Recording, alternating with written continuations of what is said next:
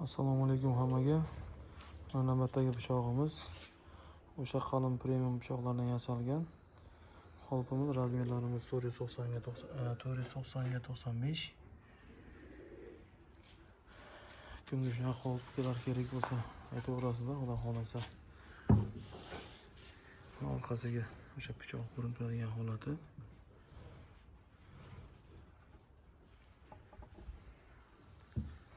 Cho'kchoqga to'g'ri keladi.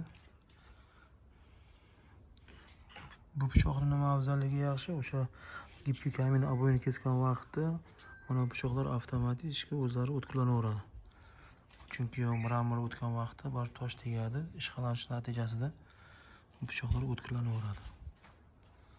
Yana bir tavsiyamiz bu qolip olgandan keyin orasiga 4,5 metrlik sitifondan yopishtirib olish kerak bo'ladi. Chunki ob'y kesgan vaqtda yotib qolsa, razmer qochib ketishi mumkin. Atak bunda pogreshniz bo'lmaydi, hammasi cho'k-cho'kka to'g'ri kelib aniq razmer chiqadi.